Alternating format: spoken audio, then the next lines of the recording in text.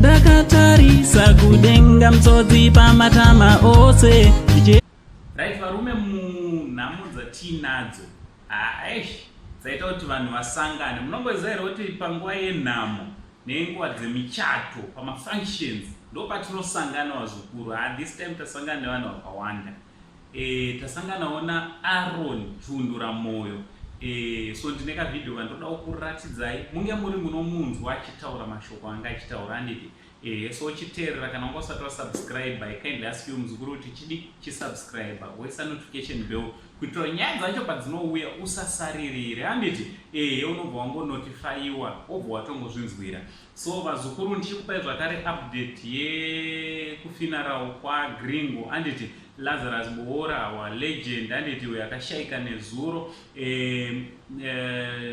Gringo achavigwa nemusi weThursday kwaRukweza village anditi kwaRusape uko village inonzi Rukweza village anditi so nemusi weThursday achange ari anoradzikwa ikoko. So vazukuru ngatendei tinosapota vari padhuze, handei tinobata maoko, handei tinosapota mhuri yaGringo, mhuri yekwaBoora yasiwa handiti zvinova zvinhu zvakanaka izvozvo vazukuru. So for now regai ndikusiyei muchinzwa the man who discovered Gringo achitaura naUncle Saint chitichi much love. Kabvunyu watingati Lazarus Boora ndini ndakatanga kumuunza patelevision pamutambo wangu wataiti Chiwerure.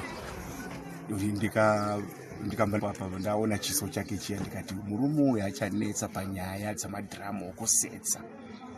Pandakazotaurana naDorothy ndakanga ndataura ndakapa Dorothy ndiyaichidzawo ndiyaiita mutambo wacho. Ndikati kana wakuita mutambo unoda makomedies chiso icho usachisiya. Gringo aitondigumbuka fani nokuti ndaigara ndichiwanza ndichiti une chiso chakaipa chinobhadhara, chiso chako ichi ndechemari. Akasvika pakuda kutondivengera izvozvo, vakatombouya kumba kwangu vese nambudzi yaDhura naiye Gringo naChihombori. Chihombori ndiye akazotaura achiti